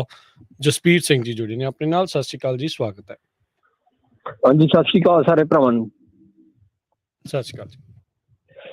ਮਿੰਟੂ ਜੀ, ਅੱਜ ਮੈਂ ਤੁਹਾਡੇ ਨਾਲ ਨਾ ਆਪਣੇ ਇਸ ਗੁਰੂ ਗ੍ਰੰਥ ਸਾਹਿਬ ਦੀਆਂ ਹੋਈਆਂ ਬੇਅਦਬੀਆਂ ਤੇ ਉਹਦੇ ਤੇ ਚੱਲ ਰਿਹਾ ਸੰਘਰਸ਼, ਇਨਸਾਫ ਦੇ ਸੰਘਰਸ਼ ਤੇ ਗੱਲ ਕਰਨੀ। ਤੇ ਵੇਖੋ, ਜਦੋਂ ਇਹ ਚੀਜ਼ ਸਮਝ ਲੱਗ ਜਾਏ ਨਾ, ਦਿਸ ਰਿਹਾ ਤਸਵੀਰ ਵੀ ਭਾਰਤ ਦੇ ਵਿੱਚ ਕਿਸੇ ਵੀ ਕ੍ਰਾਈਮ ਕਰਨ ਵਾਲੀ ਧਿਰ ਦੇ ਪਿੱਛੇ ਜੇ ਡੀਪ ਸਟੇਟ ਕੰਮ ਕਰ ਰਹੀ ਹੈ ਨਾ, ਤੇ ਫਿਰ ਇਨਸਾਫ ਨਹੀਂ ਮਿਲਦਾ ਹੁੰਦਾ। ਤੇ ਗੁਰੂ ਗ੍ਰੰਥ ਸਾਹਿਬ ਦੀਆਂ ਬੇਅਦਬੀਆਂ ਪਿੱਛੇ ਵੀ ਅਸੀਂ ਇਹ ਵੇਖ ਰਹੇ ਹਾਂ, ਕਿਉਂਕਿ ਸਾਡੀ ਗਰਾਰੀ ਫਸੀ ਹੋਈ ਵੀ ਬਾਦਲਾਂ ਦੇ ਰਾਜ 'ਚ ਬੇਅਦਬੀ ਹੋਈ, ਸੈਣੀ ਨੇ ਕਰਾਈ, ਸਰਸੇ ਵਾਲੇ ਸਾਧ ਨੇ ਕਰਾਈ। ਦੇਖੋ, ਮੇਰਾ 100% ਮੰਨਣਾ ਵੀ ਸਾਰੇ ਦੋਸ਼ੀ ਨੇ, ਬਿਲਕੁਲ ਦੋਸ਼ੀ ਨੇ। ਸਰਸੇ ਵਾਲਾ, ਬਾਦਲ ਇਹਦੇ ਰਾਜ 'ਚ ਹੋਈ, ਬਾਕੀ ਸਾਰੇ ਪੁਲਿਸ ਅਫਸਰ। ਪਰ ਸਾਨੂੰ ਇਹ ਚੀਜ਼ ਸਮਝਣੀ ਪੈਣੀ ਹੈ ਵੀ ਅਸੀਂ ਇਹ ਚੀਜ਼ ਸਮਝੀਏ ਵੀ ਇਹਨਾਂ ਨੂੰ ਚਲਾ ਰਹੀ ਕਿਹੜੀ ਧਿਰ, ਕਿਹੜੀ ਤਾਕਤ ਚਲਾ ਰਹੀ ਹੈ। ਉਹ ਚਲਾ ਰਹੀ ਹੈ ਡੀਪ ਸਟੇਟ। ਸੋ ਮੇਰਾ ਇਹ ਸਵਾਲ ਹੈ ਵੀ ਜਦੋਂ ਆਪਣੇ ਲੋਕ ਮੰਨਦੇ ਵੀ ਨੇ, ਮੈਂ ਵੇਖਿਆ ਸੀਗਾ ਜਿਹੜੇ ਬਾਈਬਲ ਕਲਾ 'ਚ ਆਪਣਾ ਪਿੱਛੇ ਜੇ ਹੋਇਆ ਆਪਣਾ ਸਮਾਗਮ, ਉਹਦੇ 'ਚ ਕਈਆਂ ਨੇ ਕਿਹਾ ਵੀ ਇਹ ਬੇਅਦਬੀ ਦਾ ਇਨਸਾਫ ਨਾ ਸਾਨੂੰ ਮਿਲਣਾ ਤੇ ਨਾ ਮਿਲਿਆ ਨਾ ਮਿਲਣਾ, ਬਿਲਕੁਲ ਸਾਫ਼ ਹੈ। ਸੋ ਹੁਣ ਮੇਰਾ ਵੀ ਇਹ ਮੰਨਣਾ ਵੀ ਸਾਨੂੰ ਇਨਸਾਫ 75 ਸਾਲਾਂ 'ਚ ਨਹੀਂ ਮਿਲਿਆ, ਕਿਉਂਕਿ ਸਾਡੇ ਧਾਰਮਿਕ ਬੇਅਦਬੀਆਂ ਕਰਨ ਵਾਲੇ ਪਿੱਛੇ ਡੀਪ ਸਟੇਟ ਹੁੰਦੀ। ਇਕੱਲੇ ਸਾਡੇ ਨਹੀਂ, ਮੁਸਲਮਾਨਾਂ ਬਾਰੇ ਵੀ ਤੁਸੀਂ ਵੇਖ ਲਓ, ਜਿਹੜੀ ਬੀਬੀ ਨੇ ਮੁਹੰਮਦ ਸਾਹਿਬ ਦੇ ਖਿਲਾਫ ਟਿੱਪਣੀ ਕੀਤੀ ਸੀਗੀ, ਸਾਰਾ ਮੁਸਲਮਾਨ ਭਾਈਚਾਰਾ ਕਲਪ ਹਟਿਆ, ਜ਼ੋਰ ਲਾ ਰਿਹਾ ਉਹਨਾਂ ਨੇ ਵੀ ਇਹਦੇ ਖਿਲਾਫ ਕੇਸ ਦਰਜ ਕਰੋ, ਅਰੈਸਟ ਕਰੋ। ਉਹਨਾਂ ਨੇ ਹੱਥ ਨਹੀਂ ਪਾਇਆ ਬੀਬੀ ਨੂੰ, ਉਹਨੂੰ ਸਿਰਫ ਸਸਪੈਂਡ ਕਰ ਦਿੱਤਾ। ਸੋ ਉਹ ਜਿਹੜੇ ਮੁਸਲਮਾਨ ਵਿਚਾਰੇ ਸੰਘਰਸ਼ ਕਰਨ ਜਾਂਦੇ ਸੀ, ਮੁਜ਼ਾਹਰਾ ਕਰਨ, ਘਰਾਂ ਦੇ ਉਹਨਾਂ ਦੇ ਘਰ ਢਾਹ ਦਿੱਤੇ ਜਾਂਦੇ ਸੀ ਬੁਲਡੋਜ਼ਰਾਂ ਦੇ ਨਾਲ, ਉਹ ਵਿਚਾਰੇ ਚੁੱਪ ਕਰਕੇ ਬਹਿ ਗਏ ਨੇ। ਉਹੀ ਹਾਲ ਸਾਡੇ ਸਿੱਖ ਕੌਮ ਨਾਲ ਹੋ ਰਿਹਾ। ਉਹ ਮੇਰਾ ਸਵਾਲ ਇਹ ਵੀ ਕਿਉਂ ਨਾ ਆਪਾਂ ਨੂੰ ਪਤਾ, ਮੈਜੋਰਟੀ ਨੂੰ ਪਤਾ ਵੀ ਡੀਪ ਸਟੇਟ ਨੇ ਕਰਵਾਈਆਂ, ਫਿਰ ਅਸੀਂ ਕਿਉਂ ਨਾ ਆਪਣਾ ਕਮਿਸ਼ਨ ਬਣਾ ਕੇ ਸਿੱਖ ਵਿਦਵਾਨਾਂ ਦਾ ਵੀ ਇੰਟਰਨੈਸ਼ਨਲ ਲੈਵਲ ਤੇ ਕਹਿ ਦਈਏ ਵੀ ਇਹ ਬੇਅਦਬੀਆਂ ਪਿੱਛੇ ਡੀਪ ਸਟੇਟ ਹੈ। ਮੈਂ ਤੁਹਾਨੂੰ ਦੱਸ ਦਿੰਦਾ ਵੀ 1986 'ਚ ਨਕੋਦਰ ਦੇ ਵਿੱਚ ਜਿਹੜੀ ਬੇਅਦਬੀ ਹੋਈ ਸੀ ਗੁਰੂ ਗ੍ਰੰਥ ਸਾਹਿਬ ਦੀ, ਉਹਨਾਂ ਨੂੰ ਇਨਸਾਫ ਨਹੀਂ ਮਿਲਿਆ। ਪਰ ਇੱਕ ਸਾਡਾ ਦੋਸਤ ਸੀਗਾ ਇਮਰਾਤ ਕਰਾਮਾਤ ਚੀਮਾ, ਪੰਜਾਬ ਤੋਂ, ਯੂਨਾਈਟਡ ਨੇਸ਼ਨ ਦੇ ਵਿੱਚ ਉਹ ਮੈਂਬਰ ਇਹਦਾ ਜੈਨੋਸਾਈਡ ਕਮੇਟੀ ਦਾ, ਉਹਨੇ ਸਾਡੀਆਂ ਬੇਅਦਬੀ ਨਕੋਦਰ ਵਾਲੀ ਉਹ 'ਚ ਦਰਜ ਕਰਾ ਦਿੱਤੀ ਹੈ। ਸੋ ਮੇਰਾ ਇਹ ਮੰਨਣਾ ਹੈ ਵੀ ਕਿਉਂ ਨਾ ਅਸੀਂ, ਚਲੋ ਇਹਦਾ ਵੈਸੇ ਤਾਂ ਇਨਸਾਫ, ਇਹਦਾ ਪੰਜਾਬ ਦੀ ਆਜ਼ਾਦੀ ਹੈ, ਮੈਨੂੰ ਪਤਾ ਵੀ ਲੋਕਾਂ ਦਾ ਅਜਾ ਭਾਰ ਨਹੀਂ ਸਹਿੰਦੀਆਂ, ਤੂੰ ਘੱਟ ਤੋਂ ਘੱਟ ਸਾਨੂੰ ਇਹ ਚਾਹੀਦਾ ਵੀ ਇਹ ਬੇਅਦਬੀਆਂ ਤੇ ਕਮਿਸ਼ਨ ਬਣਾ ਕੇ ਆਪਣਾ ਪ੍ਰਾਈਵੇਟ ਸਿੱਖ ਵਿਦਵਾਨਾਂ ਦਾ ਤੇ ਦੁਨੀਆ ਨੇ ਰਿਪੋਰਟ ਜਾਰੀ ਕਰ ਦੇਣ ਇਨਸਾਫ ਲੈਣ ਵਾਸਤੇ। ਮਿਹਰਬਾਨੀ ਜੀ, ਮਿਹਰਬਾਨੀ। ਧੰਨਵਾਦ ਜੀ। ਸਰ, ਜਸਟਿਸ ਕਾਰਚੂ ਦੀ ਰਿਪੋਰਟ ਪਈ ਹੋਈ ਹੈ, ਇੱਕ ਕਮਿਸ਼ਨ ਬਣਾਇਆ ਹੋਇਆ ਸੀ ਸਿੱਖ ਜਥੇਬੰਦੀਆਂ ਨੇ। ਔਰ ਦੂਜੀ ਗੱਲ ਹੈ ਕਿ UN ਦੇ ਵਿੱਚ ਜੇ ਨਕੋਦਰ ਵਾਲੀ ਬੇਅਦਬੀ ਪਹੁੰਚੀ ਹੈ ਤਾਂ ਫਿਰ ਉਹਦਾ ਇਨਸਾਫ ਕਿਉਂ ਨਹੀਂ ਮਿਲਿਆ, ਤਾਂ ਉਹਦੀ ਆਵਾਜ਼ ਕਿਉਂ ਨਹੀਂ ਬੁਲੰਦ ਕੀਤੀ ਗਈ? ਉਹਨਾਂ ਦੇ ਨਾਲ ਉਸ ਟਾਈਮ ਦੇ ਜਿਹੜੇ ਪ੍ਰਸ਼ਾਸਕੀ ਅਧਿਕਾਰੀ ਸੀਗੇ ਉਹ ਤੇ ਪਾਰਟੀਆਂ ਦੇ ਵਿੱਚ ਆ ਗਏ, ਉਹਨਾਂ ਹੀ ਪਾਰਟੀਆਂ ਦੇ ਵਿੱਚ ਰਹੇ ਨੇ ਜਿਨ੍ਹਾਂ ਨੇ ਉਦੋਂ ਰੋਟੀਆਂ ਸੇਕੀਆਂ। ਪਰ ਇੱਥੇ ਮਤਲਬ ਕਿ ਕਿਸੇ ਇੱਕ ਧਾਰਮਿਕ ਗ੍ਰੰਥ ਦੀ ਬੇਅਦਬੀ ਨਹੀਂ ਹੋਈ, ਇੱਥੇ ਹਿੰਦੂ ਧਰਮ ਦੇ ਗ੍ਰੰਥਾਂ ਦੀ ਵੀ ਬੇਅਦਬੀ ਹੋਈ ਹੈ, ਉਹਨਾਂ ਦੀਆਂ ਮੂਰਤੀਆਂ ਦੀ ਵੀ ਬੇਅਦਬੀ ਹੋਈ ਹੈ। ਜੇ ਡੀਪ ਸਟੇਟ, ਦੇਖੋ ਇਹ ਤੁਹਾਡੀ ਮਤਲਬ ਕਿ ਹੁਣ ਦੇਖੋ, ਮੇਰੇ ਕੋਲ ਕੋਈ ਇਹਦਾ ਕੋਈ ਸਬੂਤ ਨਹੀਂ, ਕੋਈ ਪ੍ਰਮਾਣ ਨਹੀਂ ਹੈਗਾ, ਕਿਉਂਕਿ ਸਾਡੀਆਂ ਕੁਝ ਬੰਦਿਸ਼ਾਂ ਨੇ, ਤੁਹਾਡੀਆਂ ਕੋਈ ਬੰਦਿਸ਼ਾਂ ਨਹੀਂ ਹੈਗੀਆਂ। ਸੋ ਮੈਂ ਬਿਨਾਂ ਕਿਸੇ ਤੱਥ ਤੋਂ ਮੈਂ ਬੋਲਾਂ ਕਿ ਇਹਦੇ 'ਚ ਆਇਆ ਜੀ, ਇਹਦੇ 'ਚ ਆਇਆ, ਤੁਸੀਂ ਖੁੱਲ ਕੇ ਆਪਣੇ ਵਿਚਾਰ ਪ੍ਰਗਟਾਏ ਆ, ਤੁਹਾਡੇ ਆਪਣੇ ਵਿਚਾਰ ਨੇ। ਪਰ ਮੇਰਾ ਮੰਨਣਾ ਇਹ ਹੈ ਕਿ ਜਦੋਂ ਸਾਰਾ ਕੁਝ ਸਾਡੇ ਹੱਥ ਆ, ਜਿਵੇਂ ਤੁਸੀਂ ਉਹ ਕਿਹਾ ਨਕੋਦਰ ਵਾਲਾ, ਉਦੋਂ ਬਾਅਦ ਕਿੰਨੀਆਂ ਸਰਕਾਰਾਂ ਬਦਲੀਆਂ, ਉਦੋਂ ਬਾਅਦ ਕਿੰਨੇ ਸਿੱਖ ਲੀਡਰ ਜਿਹੜੇ ਆ ਉਹ ਇੰਟਰਨੈਸ਼ਨਲ ਸਿਆਸਤ ਦੇ ਵਿੱਚ ਛਾਏ ਆ, ਤਾਂ ਫਿਰ ਕਿਉਂ ਨਹੀਂ ਹੋਇਆ ਨਿਆਂ? ਇੱਕ ਵੇਖਣ ਵਾਲੀ ਗੱਲ ਹੈ ਨਾ। ਜਦੋਂ ਤੁਸੀਂ ਆਪ ਹੀ ਕਹਿ ਦਿੱਤਾ ਕਿ ਹੋਣਾ ਹੀ ਨਹੀਂ ਹੈ, ਤਾਂ ਫਿਰ ਜਿਹੜੀਆਂ ਸਿੱਖ ਜਥੇਬੰਦੀਆਂ UN ਵਾਲਾ ਜਿਹੜਾ ਤੁਹਾਡੇ ਸੁਝਾਏ ਅਨੁਸਾਰ ਫਾਰਮੂਲਾ ਅਪਣਾ ਕੇ ਦੇਖ ਲੈਣ, ਤੇ ਉਹਦੇ ਵਾਸਤੇ ਮੈਂ ਤੁਹਾਨੂੰ ਕਮਿਸ਼ਨ ਦੱਸ ਦਿੱਤਾ ਕਿ ਜਸਟਿਸ ਕਾਰਜੂ ਇਹਨਾਂ ਨੇ ਸੱਦਿਆ ਹੋਇਆ ਸੀ। ਜੀ। ਆਪਣੇ ਅਗਲੇ ਕਾਲਰ ਨੇ ਹਰਜਿੰਦਰ ਸਿੰਘ ਸੰਧਾਵਾਲੀਆ। ਸਤਿ ਸ਼੍ਰੀ ਅਕਾਲ ਜੀ। ਹਾਂਜੀ ਵੀਰ ਜੀ, ਸਾਰਿਆਂ ਨੂੰ ਸਤਿ ਸ੍ਰੀ ਅਕਾਲ। ਸਤਿ ਸ਼੍ਰੀ ਅਕਾਲ ਜੀ।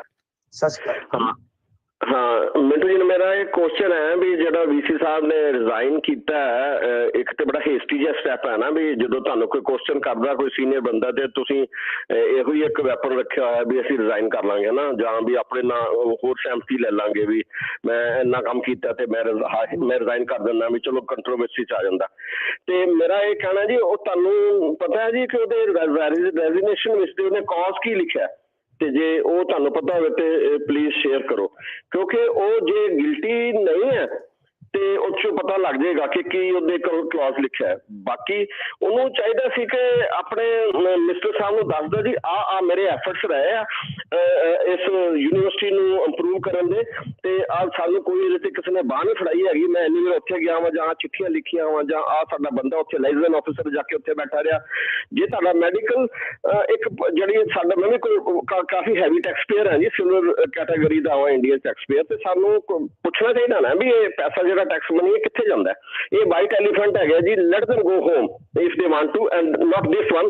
So many people, they are burden on the exchequer. Thank you very much. Thank you ਜੀ। ਦੇਖੋ, ਮੈਂ ਤੁਹਾਨੂੰ ਇੱਕ ਗੱਲ ਦੱਸ ਦਿਆਂ, ਮੈਂ ਇੰਨਾ ਪੜ੍ਹਿਆ ਲਿਖਿਆ ਨਹੀਂ ਹੈਗਾ ਜੀ, ਤੇ ਗੱਲ ਇਹ ਆ ਕਿ ਅਸਲ ਦੇ ਵਿੱਚ ਜਿੰਨਾ ਕੁ ਅਸੀਂ ਜਾਣਦੇ ਹਾਂ, ਮੇਰਾ ਆਪਣਾ ਏਰੀਆ ਇਹ ਸਾਰੇ ਇਹਨਾਂ ਚੀਜ਼ਾਂ ਤੋਂ ਵਾਕਫ ਆ। ਇੱਕ ਚੀਜ਼ ਤੁਹਾਨੂੰ ਦੱਸ ਦਿੰਦਾ ਕਿ ਸ਼ਾਇਦ ਵੀਸੀ ਅਸਤੀਫਾ ਦੇਣ ਦੇ ਰੌਂ ਦੇ ਵਿੱਚ ਨਹੀਂ ਸੀਗੇ, ਔਰ ਦੇਰ ਰਾਤ ਤੱਕ ਉਹਨਾਂ ਨੇ ਅਸਤੀਫਾ ਦਿੱਤਾ ਵੀ ਨਹੀਂ ਸੀਗਾ। ਇਹ ਅਸਲ ਦੇ ਵਿੱਚ ਹੁੰਦਾ ਕਿ ਤੁਹਾਡਾ ਭਾਈਚਾਰਾ, ਤੁਹਾਡੀਆਂ ਜਥੇਬੰਦੀਆਂ ਜਦੋਂ ਦਬਾਅ ਪਾਉਂਦੀਆਂ ਹੈ ਕਿ ਇਸ ਤਰ੍ਹਾਂ ਤੇ ਫਿਰ ਮਾਰੇ ਜਾਵਾਂਗੇ, ਤਾਂ ਫਿਰ ਤੁਹਾਡੇ ਕੋਲ ਕੋਈ ਚਾਰਾ ਨਹੀਂ ਬਚਦਾ। ਉਹ 71-72 ਸਾਲ ਦੇ ਸੀਗੇ, ਤੇ ਵੈਸੇ ਵੀ ਉਹ ਇੱਕ ਇਸ ਤਰ੍ਹਾਂ ਦੀ ਆਟੋਨੋਮ ਬੋਡੀ ਦੇ ਏਦਾਂ ਦੇ ਹੈਡ ਰਹਿ ਹੀ ਨਹੀਂ ਸਕਦੇ ਕਾਇਦੇ ਦੇ ਮੁਤਾਬਕ। ਸੋ ਇਸ ਕਰਕੇ ਉਹਨਾਂ ਨੇ ਇਹ ਅਸਤੀਫਾ ਇੱਕ ਤਰ੍ਹਾਂ ਨਾਲ, ਮੈਨੂੰ ਜਿੰਨਾ ਕੋ ਲੱਗਦਾ, ਹੋ ਸਕਦਾ ਮੈਂ ਗਲਤ ਹੋਵਾਂ, ਇਹ ਦਬਾਅ ਦੇ ਚੱਲਦਿਆਂ ਦਿੱਤਾ ਹੈ ਕਿ ਇੱਕ ਜਿੱਦਾਂ ਜਥੇਬੰਦਕ ਦਬਾਅ ਬਣਾਇਆ ਜਾਵੇ ਕਿ ਕੱਲ ਨੂੰ ਤਾਂ ਕੋਈ ਵੀ ਉੱਠ ਕੇ ਤਾਂ ਕਰ ਦੇਗਾ। ਤੇ ਬਾਕੀ ਜਿਹੜਾ ਮੰਤਰੀ ਸਾਹਿਬ ਦਾ ਵਤੀਰਾ, ਉਹ ਕੋਈ ਵਤੀਰਾ ਵੀ ਸਹੀ ਨਹੀਂ ਹੈਗਾ, ਪ੍ਰਬੰਧ ਸਹੀ ਨਹੀਂ ਹੈਗੇ, ਉਹ ਆਪਣੀ ਥਾਂ ਤੇ ਇੱਕ ਸੱਚ ਆ। ਤੇ ਜਿਹੜੇ ਇਹ ਮੰਤਰੀ ਸਾਹਿਬ ਹੈ, ਇਹਨਾਂ ਨੇ ਇੱਕ ਥਾਂ ਤੇ ਨਹੀਂ, ਇਸ ਤਰ੍ਹਾਂ ਦੀ ਜਿਹੜੀ ਦਬਕੇਬਾਜ਼ੀ ਆ ਉਹਨਾਂ ਨੇ ਕਈ ਥਾਵਾਂ ਤੇ ਕੀਤੀ ਸੀ। ਥੈਂਕ ਯੂ ਜੀ।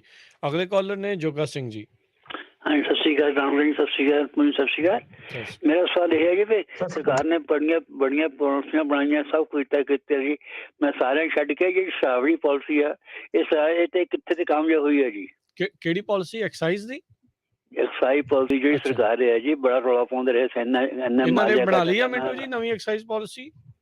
ਨਹੀਂ, ਐਕਸਾਈਜ਼ ਪਾਲਿਸੀ ਇਹਨਾਂ ਦੀ ਬਣੀ ਹੋਈ ਆ, ਪਰ ਹਾਈ ਕੋਰਟ ਚੋਂ ਚੈਲੰਜ ਹੋ ਗਈ ਸੀਗੀ, ਪਰ ਹਾਈ ਕੋਰਟ ਨੇ ਉਹ ਸਟੇ ਨਹੀਂ ਕੀਤੀ, ਇਹਨਾਂ ਤੋਂ ਜਵਾਬ ਮੰਗਿਆ ਹੋਇਆ। ਪਰ ਮੈਂ ਤੁਹਾਨੂੰ ਦੱਸ ਦੇਵਾਂ ਕਿ ਬਹੁਤੀਆਂ ਥਾਵਾਂ ਤੇ ਰੇਟ ਜਿਹੜੇ ਸ਼ਰਾਬ ਦੇ ਆ ਉਹ ਤਕਰੀਬਨ ਇਹਨਾਂ ਚੰਡੀਗੜ੍ਹ ਦੇ ਬਰੋਬਰ ਕਰ ਦਿੱਤੇ ਨੇ ਬਹੁਤੇ ਸਰਕਲਾਂ 'ਚ। ਤੇ ਉਹਦੇ ਨਾਲ ਕੀ ਹੈ ਕਿ ਬਲੈਕ ਤੇ ਡੈਫੀਨਿਟਲੀ ਘਟੀ ਹੈ, ਕਿਉਂਕਿ ਚੰਡੀਗੜ੍ਹ ਵਾਲੀ ਸ਼ਰਾਬ ਬਹੁਤ ਵਿਕਦੀ ਸੀ ਪੰਜਾਬ ਦੇ ਵੱਖ-ਵੱਖ ਕੋਨਿਆਂ 'ਚ। ਰੇਟ ਬਰਾਬਰ ਕਰ ਦਿੱਤੇ ਆ, ਰੈਵਨਿਊ ਵੀ ਇਹਨਾਂ ਨੇ ਵਧਾ ਲਿਆ। ਇਹ ਦੋ ਚੀਜ਼ਾਂ ਤੇ ਹੈਗੀਆਂ। ਪਰ ਹੁਣ ਜਿਹੜਾ ਸਾਰਾ ਦਾਰੋਮਦਾਰ ਹੈ ਉਹ ਤਾਂ ਹਾਈ ਕੋਰਟ ਤੇ ਟਿਕਿਆ ਨਾ, ਕਿ ਉਹ ਅੱਗੇ ਇਸ ਸਾਰੀ ਪਾਲਿਸੀ ਨੂੰ ਅੱਗੇ ਤੋਰਦੇ ਨੇ, ਜਾਂ ਫਿਰ ਜਿਵੇਂ ਦਿੱਲੀ ਦੇ ਵਿੱਚ ਹੋਇਆ, ਤੁਹਾਨੂੰ ਪਤਾ ਦਿੱਲੀ ਦੇ ਵਿੱਚ ਉਹ ਕੀ ਹੋਇਆ ਕਿ ਉਹ ਜਿਹੜੀ ਐਕਸਾਈਜ਼ ਪਾਲਿਸੀ ਸੀ ਪੁਰਾਣੀ ਲਾਗੂ ਕਰਨੀ ਪਈ, ਬਾਅਦ ਦੇ ਵਿੱਚ ਹੁਣ ਇਹਨਾਂ ਫਸ ਗਏ। ਤਾਂ ਉਹ ਬਾਅਦ ਦੀ ਗੱਲ ਹੈ, ਪਰ ਹਾਲ ਦੀ ਘੜੀ ਕਹਿ ਲਓ ਕਿ ਕੁਝ ਸਰਕਲ ਛੱਡ ਕੇ ਬਾਕੀ ਇਹਨਾਂ ਨੇ ਵੇਚ ਲਏ ਸੀਗੇ, ਪਰ ਉਹ ਜਿਹੜੇ ਛੋਟੇ ਠੇਕੇਦਾਰ ਬਾਹਰ ਹੋਏ ਇਸ ਸਾਰੀ ਗੇਮ ਦੇ ਵਿੱਚੋਂ, ਉਹ ਹਾਈ ਕੋਰਟ ਚਲ ਗਏ ਸੀ। ਠੀਕ ਹੈ ਜੀ, ਥੈਂਕ ਯੂ ਜੀ। ਅਵਤਾਰ ਲਾਲੀ ਜੀ, ਸਤਿ ਸ਼੍ਰੀ ਅਕਾਲ। ਸਤਿ ਸ੍ਰੀ ਅਕਾਲ ਭਾਜੀ। ਆ ਭਾਜੀ ਮੈਂ ਬਿਜਲੀ ਦਾ ਪੁੱਛਣਾ ਸੀ, ਜਿਹੜਾ ਤੇ ਕਹਿੰਦੇ 300 ਯੂਨਿਟ ਫ੍ਰੀ ਆ, ਤੇ ਮੈਨੂੰ ਤਾਂ ਹੈ ਕਿ 900 ਰੁਪਇਆ ਬਿੱਲ ਆਇਆ ਮੇਰਾ। ਯੂਨਿਟ ਕਿੰਨੇ ਸਹੀ ਆ ਜਾਂ ਤੁਹਾਡੇ? ਉਹ ਇੱਕ ਸਰ 1 ਜੁਲਾਈ ਤੋਂ ਲਾਗੂ ਹੋਇਆ ਨਾ, 1 ਜੁਲਾਈ ਤੋਂ ਲਾਗੂ ਹੋਇਆ, ਤੇ ਉਹ ਮੇਰੇ ਖਿਆਲ ਦੇ ਨਾਲ ਦੇਖੋ ਅਜੇ ਸੌਫਟਵੇਅਰ ਅਪਡੇਟ ਕਰਨਗੇ, ਇਹਨਾਂ ਦੇ ਸਾਰੇ ਸੌਫਟਵੇਅਰ ਅਪਡੇਟ ਹੋ ਕੇ ਜਿਹੜਾ ਅੱਗੇ ਆਏਗਾ ਨਾ ਸਤੰਬਰ ਵਾਲਾ, ਆ ਅਗਸਤ ਦੇ ਵਿੱਚ ਸਗੋਂ ਚੇਤਾ ਤੁਸੀਂ ਮੈਨੂੰ ਕਰਾਤਾ, ਮੈਨੂੰ ਵੀ ਘਰੋਂ ਮਤਲਬ ਕਿ ਹੋਣਾ ਸੀਗਾ, ਉਹ ਮੇਰਾ ਵੀ ਕੰਮ ਹੋਈ ਕਿ ਮੇਰਾ ਵੀ ਬਿੱਲ ਭਰਨ ਵਾਲਾ ਪਿਆ। ਤੇ ਉਹ ਬਿੱਲ ਜਿਹੜੇ ਆ ਉਹ ਪਿਛਲੇ ਬਿੱਲ ਆ ਗਏ ਆ, ਉਹ ਜਿਹੜਾ ਹੁਣ ਸਤੰਬਰ 'ਚ ਆਏਗਾ ਬਿੱਲ, ਉਸ ਤੋਂ ਬਾਅਦ ਪਤਾ ਲੱਗੇਗਾ ਐਗਜ਼ੈਕਟ, ਕਿਉਂਕਿ ਇਹਨਾਂ ਦੇ ਕੁਝ ਸੌਫਟਵੇਅਰ ਮੇਰੇ ਖਿਆਲ ਦੇ ਨਾਲ ਅਪਡੇਸ਼ਨ ਮੰਗਣਗੇ, ਉਹ ਸਾਰੇ ਅਪਡੇਟ ਹੋਣਗੇ, ਉਸ ਤੋਂ ਬਾਅਦ ਆਏਗਾ। ਬਹੁਤ ਸਾਰੇ ਜ਼ੀਰੋ ਬਿੱਲ ਆਉਣਗੇ, ਪਰ ਉਹ ਕਿੰਨਿਆਂ ਕਿਤੇ ਆਉਂਦੇ ਪਤਾ ਨਹੀਂ ਹੈ, ਤੇ ਇਹ ਨਹੀਂ ਹੈ ਕਿ ਸਾਰਿਆਂ ਦੇ ਜ਼ੀਰੋ ਆਉਣਗੇ, ਇਹ ਵੀ ਇੱਕ ਸੱਚ ਆ। ਜੀ ਥੈਂਕ ਯੂ ਜੀ। ਬੂਟਾ ਸਿੰਘ ਜੀ ਸਤਿ ਸ਼੍ਰੀ ਅਕਾਲ। ਹਾਂਜੀ ਰਾਜਕਰਨਵੀਰ ਜੀ ਤੇ ਮਿੰਟੂ ਗੁਰਸਰੀਆ ਜੀ ਤੇ ਪੰਜਾਬੀ ਰੇਡੀਓ ਦੇ ਸਾਰੇ ਸੁਣਨ ਵਾਲੇ ਸਰੋਤਿਆਂ ਨੂੰ ਵਾਹਿਗੁਰੂ ਜੀ ਕਾ ਖਾਲਸਾ ਵਾਹਿਗੁਰੂ ਜੀ ਕੀ ਫਤਿਹ ਜੀ। ਵਾਹਿਗੁਰੂ ਜੀ ਕਾ ਖਾਲਸਾ ਵਾਹਿਗੁਰੂ ਜੀ ਕੀ ਫਤਿਹ ਜੀ। ਹਾਂਜੀ ਗੱਲ ਆ ਵੀ ਹਮ ਨਹੀਂ ਚੰਗੇ ਬੁਰਾ ਨਹੀਂ ਕੋਏ। ਆ ਜਿਹੜਾ ਵਾਈਸ ਚਾਂਸਲਰ ਵਾਲਾ ਮੁੱਦਾ ਨਾ ਇਹਦੇ ਤੇ ਜੀ ਇਹ ਬਹੁਤ ਹੀ ਕਰਪਟ ਬੰਦੇ ਆ, ਬਹੁਤ ਹੀ ਕਰਪਟ। ਇਹਨਾਂ ਦੀਆਂ ਨਾ ਜਾਲੀ ਡਿਗਰੀਆਂ ਬਣਾ ਬਣਾ ਕੇ ਲੋਕਾਂ ਨੂੰ ਦਿੱਤੀਆਂ ਤੇ ਕਾਂਗਰਸੀਆਂ ਨੇ ਵਰਤੇ ਆ। ਮੇਰੇ ਕੋਲੇ ਸਬੂਤ ਆ।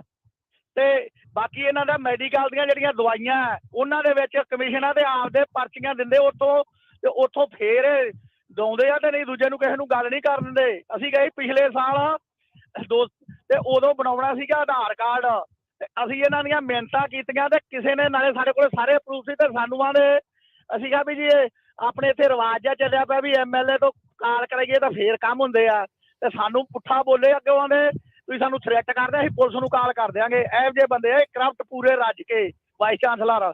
ਤੇ ਬੈੱਡ ਵੇਖ ਲਓ ਜਿਹੜੇ ਕਰੋਨਾ ਕਾਲ ਦੇ ਵਿੱਚ ਆਏ ਸੀ ਉਹ ਇਹਨਾਂ ਨੇ ਯੂਜ਼ ਕੀਤੇ ਉਹੀ ਯੂਜ਼ ਕਰ ਲੈਂਦੇ। ਅਗਲੇ ਮਾਰਿਆ ਗਰੀਬ ਬੰਦਾ ਆਉਂਦਾ ਹਸਪਤਾਲਾਂ 'ਚ ਕੀ ਕੁਛ ਕਰਦਾ ਉੱਥੇ ਦਵਾਈਆਂ ਵੀ ਨਾ ਜਿਹੜੇ ਵੱਧ ਲਿਖ ਕੇ ਤੇ ਮੁੜ ਕੇ ਉਹਨਾਂ ਦੀਆਂ ਦੁਕਾਨਾਂ ਤੇ ਮੋੜਨ ਜਾਂਦੇ ਆ। ਇਹ ਇੱਥੋਂ ਤੱਕ ਦੁਖੀ ਕੀਤੇ ਇਹਨਾਂ ਨੇ। ਇਹ ਤੇ ਦੱਸੋ ਜੀ ਤੇ ਫੋਨ ਨਾ ਕੱਟੋ ਜੀ ਮੇਰਾ ਵੀਰ। ਹਾਂਜੀ ਮੈਂ ਤੇ ਹੁਣ ਕੀ ਦੱਸਣਾ ਜੀ। ਮੈਂ ਤੇ ਇਹਦੇ ਤੇ ਕਈ ਦਿਨ ਪਹਿਲਾਂ ਤਾਂ ਹੀ ਦੱਸ ਚੁੱਕਾ ਹਾਂ ਜੀ ਬੂਟਾ ਸਿੰਘ ਜੀ ਕਿ ਸਾਨੂੰ ਪਤਾ ਇਹਨਾਂ ਸਾਰੇ ਹਾਲਾਤਾਂ ਦਾ।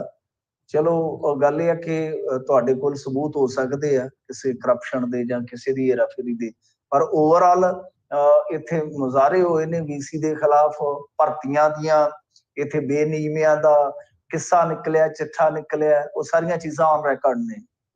ਇਸ ਤੋਂ ਇਲਾਵਾ ਕੈਂਸਰ ਦੀਆਂ ਦਵਾਈਆਂ ਦਾ ਸਕੈਮ ਉਹਦੇ ਤੋਂ ਨਿਕਲਿਆ, ਬਥੇਰਾ ਕੁਛ ਆ।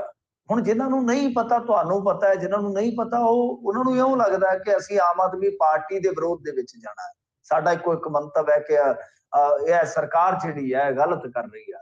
ਤਾਂ ਜਦੋਂ ਅਸੀਂ ਇਸ ਤਰ੍ਹਾਂ ਦੀ ਇੱਕ ਧਾਰਨਾ ਬਣਾ ਲੈਂਦੇ ਜਾਂ ਉਸ ਧਾਰਨਾ ਦੇ ਨਾਲ ਵੱਝ ਜਾਂਦੇ ਹਾਂ, ਫਿਰ ਸਾਡੇ ਤੋਂ ਨਖੇੜਾ ਨਹੀਂ ਹੁੰਦਾ ਕਿ ਅਸਲ ਦੇ ਵਿੱਚ ਕਿੱਥੇ ਨੁਕਸ ਆ। ਨੁਕਸ ਮੰਤਰੀ ਦੇ ਵਤੀਰੇ 'ਚ ਵੀ ਹੋ ਸਕਦਾ ਹੈ। ਨੁਕਸ ਕਹਿ ਲਈਏ ਕਿ ਰਾਜ ਬਹਾਦਰ ਜੀ ਦੇ ਉਹ ਕਹਿ ਲਓ ਕਿ ਜੋ ਉਹਨਾਂ ਦਾ ਤਜਰਬਾ ਉਹਦੇ 'ਚ ਨਹੀਂ ਹੈ, ਉਹਨਾਂ ਦੀ ਯੋਗਤਾ 'ਚ ਨਹੀਂ ਹੈ, ਉਹਨਾਂ ਦੇ ਪ੍ਰਸ਼ਾਸਕੀ ਢਾਂਚੇ 'ਚ ਜਾਂ ਕਹਿ ਲਓ ਪ੍ਰਸ਼ਾਸਕੀ ਕਾਬਲੀਅਤ 'ਚ ਹੋ ਸਕਦਾ ਹੈ। ਨੁਕਸ ਤੇ ਹੈ, ਹੇਠਲੇ ਪੱਧਰ ਤੇ ਉੱਥੇ ਬਹੁਤ ਲੋਕ ਖੱਜਲ ਹੁੰਦੇ ਨੇ, ਗੱਲ ਤੁਹਾਡੀ ਦਰੁਸਤ ਆ, ਪਰ ਜਿਨ੍ਹਾਂ ਨੇ ਸਪੋਰਟ ਕਰਨੀ ਉਹ ਸਪੋਰਟ ਵੀ ਕਰੀ ਜਾਂਦੇ। ਹੁਣ ਕੀ ਕਰੀਏ, ਆਪਾਂ ਕਿਸੇ ਨੂੰ ਰੋਕ ਨਹੀਂ ਸਕਦੇ ਜੀ। ਅਗਲੇ ਕਾਲਰ ਨੇ ਸੁਰਿੰਦਰ ਜੀ, ਸਤਿ ਸ਼੍ਰੀ ਅਕਾਲ। ਹਾਂਜੀ ਸੁਰਿੰਦਰ ਜੀ 510 ਏਰੀਆ ਕੋਡ ਹੈ ਜੀ ਤੁਹਾਡਾ। ਸੌਰੀ ਹਾਂਜੀ ਭਾਈ ਸਤਿ ਸ਼੍ਰੀ ਅਕਾਲ ਜੀ। ਸਤਿ ਸ਼੍ਰੀ ਅਕਾਲ ਜੀ। ਸਤਿ ਸ਼੍ਰੀ ਅਕਾਲ। ਹਾਂਜੀ ਪੁੱਛ ਲਓ ਜੀ ਸਵਾਲ ਜਲਦੀ। ਚਲੋ ਆਪਾਂ ਅੱਗੇ ਵਧਦੇ ਹਾਂ ਜੀ। ਬਲਬੀਰ ਜੀ ਸਤਿ ਸ਼੍ਰੀ ਅਕਾਲ। ਹਾਂਜੀ ਸਤਿ ਸ਼੍ਰੀ ਅਕਾਲ ਜੀ ਦੋਨਾਂ ਵੀਰਾਂ ਨੂੰ। ਸਤਿ ਸ਼੍ਰੀ ਅਕਾਲ। ਮੈਂ ਪੁੱਛਣਾ ਚਾਹੁੰਦਾ ਮਿੰਟੂ ਨੂੰ ਵੀ ਆਪਣਾ ਫਰੀਦਕੋਟ ਤੋਂ ਜੀਰੇ ਨੂੰ ਜਾਈਏ ਤਾਂ ਪਿੰਡ ਮਸੂਰਵਾਲ ਆਉਂਦਾ, ਉੱਥੇ ਇੱਕ ਬਹੁਤ ਵੱਡੀ ਫੈਕਟਰੀ ਲੱਗੀ ਹੈ ਕੋਈ ਸ਼ਰਾਬ ਦੀ ਆਈ ਥਿੰਕ, ਤੇ ਉੱਥੇ 40 ਪਿੰਡਾਂ ਦੇ ਵਿੱਚ ਲਾਹਣ ਪਿੰਡਾਂ ਦੇ ਨਲਕਿਆਂ ਚੋਂ ਆਈ ਜਾਂਦੀ। ਗੁਰਦੁਆਰਾ ਸਾਹਿਬ 'ਚ ਬੋਰ ਕੀਤਾ, ਉਹਦੇ 'ਚ ਵੀ ਲਾਹਣ ਆ ਗਈ। ਤੇ ਉਹ ਜਿਹੜੇ ਫੈਕਟਰੀ ਵਾਲੇ ਉਹ ਸਾਰੇ ਵੱਡੇ ਵੱਡੇ ਬੋਰ ਕਰਕੇ ਸਾਰਾ ਫੈਕਟਰੀ ਦਾ ਗੰਦ ਥੱਲੇ ਪਾਈ ਜਾਂਦੇ ਆ। ਕੀ ਗੌਰਮੈਂਟ ਇਹਨਾਂ ਲੋਕਾਂ ਨੂੰ ਦੇਖਣਾ ਨਹੀਂ ਚਾਹੁੰਦੀ ਕਿ ਵੀ ਉਹ 40-50 ਪਿੰਡਾਂ ਨੂੰ ਮਾਰਨਾ ਚਾਹੁੰਦੀ ਹੈ? Thank you. ਸੁਣ ਲੈਣ ਦੀ ਵੀਰੇ। ਜ਼ਰੂਰ। ਨਹੀਂ ਦੇਖੋ ਸੰਘਰਸ਼ ਚੱਲਦਾ ਪਿਆ। ਮੈਂ ਨਹੀਂ ਇਹ ਕਹਾਂਗਾ ਕਿ ਕੋਈ ਗੌਰਮੈਂਟ ਜਿਹੜੀ ਆਪਣੇ ਲੋਕਾਂ ਨੂੰ ਮਾਰਨਾ ਚਾਹੁੰਦੀ ਹੈ, ਪਰ ਇਸ ਤਰ੍ਹਾਂ ਕਰਕੇ ਉਹ ਫੈਕਟਰੀ ਵਾਲੇ ਜ਼ਿੰਦਗੀ ਦਾ ਹੱਕ ਜਿਹੜਾ ਬੁਨਿਆਦੀ ਹੱਕ ਆ, ਕਿਸੇ ਦੇ ਜਿਉਣ ਦਾ ਹੱਕ ਆ, ਉਹ ਤਾਂ ਖੋ ਰਹੇ ਆ। ਉਹਦੇ 'ਚ ਕੋਈ ਸ਼ੱਕ ਨਹੀਂ ਜੋ ਇਸ ਤਰ੍ਹਾਂ ਕਰ ਰਹੇ ਨੇ। ਤਾਂ ਗੱਲ ਇਹ ਆ ਕਿ ਇਹ ਕਿਸੇ ਇੱਕ ਥਾਂ ਦੀ ਕਹਾਣੀ ਥੋੜੀ ਆ। ਇਹ ਯਾਦ ਹੋਣਾ ਤੁਹਾਨੂੰ ਰਾਜਕਰਨਵੀਰ ਸਿੰਘ ਜੀ 1.5-2 ਸਾਲ ਪਹਿਲਾਂ ਭਵਾਨੀਗੜ੍ਹ ਦੇ ਲਾਗਿਓ ਇਸ ਤਰ੍ਹਾਂ ਦੀ ਬੋਰ ਦੀ ਖਬਰ ਆਈ ਸੀ ਕਿ ਉਹਦੇ ਵਿੱਚੋਂ ਖੱਟਾ ਜਿਹਾ ਪਾਣੀ ਨਿਕਲ ਰਿਹਾ ਸੀਗਾ। ਤਾਂ ਉਹ ਕੀ ਸੀਗਾ? ਕੈਮੀਕਲ।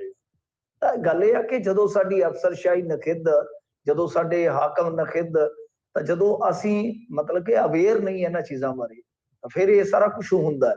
ਉਦਯੋਗ ਵੀ ਜ਼ਰੂਰੀ ਹੈ ਸਾਹਿਬ। ਅਸੀਂ ਸਾਰੇ ਉਦਯੋਗ ਇੱਥੋਂ ਪਟਾ ਕੇ ਭੁੱਖੇ ਨਹੀਂ ਮਰਨਾ, ਪਰ ਉਦਯੋਗ ਜੋ ਸਹੀ ਹੈ ਉਹ ਚੱਲਣਾ ਚਾਹੀਦਾ ਹੈ, ਜਿਹੜਾ ਕਾਇਦੇ ਦੇ ਮੁਤਾਬਕ, ਜੋ ਉਹਦੇ ਤੇ ਸ਼ਰਤਾਂ ਲਾਗੂ ਹੁੰਦੀਆਂ, ਜੋ ਵਾਤਾਵਰਨ ਸੰਬੰਧੀ ਜੋ ਵੀ ਪ੍ਰੋਟੋਕਾਲ ਉਹਦੇ ਤੇ ਲਾਗੂ ਹੁੰਦਾ ਹੈ, ਉਹ ਸਾਰਾ ਪਾਲਣਾ ਕਰਾਉਣਾ ਜ਼ਰੂਰੀ ਹੈ। ਤਾਂ ਜ਼ਰੂਰੀ ਇਹ ਤਾਂ ਹੈ ਕਿ ਠੀਕ ਹੈ ਕਾਇਦਿਆਂ ਦੇ ਵਿੱਚ ਜਾਂ ਕਾਨੂੰਨਾਂ ਦੇ ਵਿੱਚ ਲਿਖਿਆ, ਪਰ ਜਿਨ੍ਹਾਂ ਨੇ ਉਹ ਪਾਲਣਾ ਕਰਵਾਉਣਾ ਹੈ, ਜੇ ਉਹਨਾਂ ਦੇ ਵਿੱਚ ਨੁਕਸ ਹੈ ਤਾਂ ਫਿਰ ਆਪਾਂ ਕੀ ਕਰ ਸਕਦੇ ਹਾਂ। ਇਹ ਕਿਸੇ ਇੱਕ ਇਲਾਕੇ ਦੀ ਕਹਾਣੀ ਨਹੀਂ ਹੈ। ਮੈਂ ਤੁਹਾਨੂੰ ਇੱਕ ਇਹ ਦੱਸ ਦਿੱਤਾ।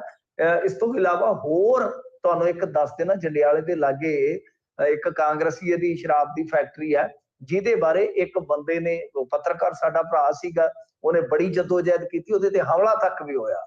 ਉੱਥੇ ਵੀ ਇਹੀਓ ਹਾਲ ਆ, ਉੱਥੇ ਵੀ ਇਹੀਓ ਹਾਲ ਹੈ। ਉੱਥੇ ਵੀ ਜਾ ਕੇ ਪਤਾ ਕਰੋ। ਬਸ ਇਹ ਹੈ ਕਿ ਜਿਵੇਂ ਜਿਵੇਂ ਸਾਡੇ ਕੋਈ ਸਾਹਮਣੇ ਘਟਨਾ ਆਉਂਦੀ ਹੈ, ਸਾਨੂੰ ਇਉਂ ਲੱਗਦਾ ਕਿ ਇੱਥੇ ਹੀ ਆ, ਪਰ ਉਹ ਸਮੱਸਿਆ ਉੱਥੇ ਨਹੀਂ ਹੁੰਦੀ। ਉਹ ਸਮੱਸਿਆ ਖਿਲਰਵੇਂ ਤੌਰ ਤੇ ਹੋਰ ਵੀ ਕਈ ਥਾਵਾਂ ਤੇ ਹੁੰਦੀ ਹੈ। ਜੀ ਜੀ, ਬਹੁਤ ਬਹੁਤ ਸ਼ੁਕਰੀਆ। ਤੇ ਸਮਾਂ ਵੀ ਹੁਣ ਅੱਜ ਦੇ ਪ੍ਰੋਗਰਾਮ ਦਾ ਇੱਥੇ ਹੀ ਸਮਾਪਤ ਹੈ। ਮਿੰਟੂ ਜੀ ਬਹੁਤ ਧੰਨਵਾਦ, ਤੁਸੀਂ ਸਾਡੇ ਨਾਲ ਜੁੜੇ, ਇਹਨਾਂ ਖਬਰਾਂ ਬਾਰੇ ਜਾਣਕਾਰੀ ਦਿੱਤੀਆਂ, ਸਰੋਤੇ ਨੇ ਸਵਾਲਾਂ ਦੇ ਜਵਾਬ ਦਿੱਤੇ। ਮਿਲਦੇ ਹਾਂ ਅਗਲੀ ਵਾਰ। ਸਤਿ ਸ਼੍ਰੀ ਅਕਾਲ ਜੀ। ਸਤਿ ਸ੍ਰੀ ਅਕਾਲ ਜੀ। ਤੇ ਸੋ ਤੇ ਪ੍ਰੋਗਰਾਮ ਦੀ ਸਮਾਪਤੀ ਆ। ਅਗਲੀ ਵਾਰ ਤੱਕ ਲਈ ਇਜਾਜ਼ਤ। ਮੇਰੇ ਵੱਲੋਂ ਵੀ ਤੁਹਾਨੂੰ ਸਭ ਨੂੰ ਪਿਆਰ ਭਰੀ ਨਿੱਘੀ ਸਤਿ ਸ਼੍ਰੀ ਅਕਾਲ। ਸੁਣਦੇ ਰਹੋ ਪੰਜਾਬੀ ਰੇਡੀਓ USA।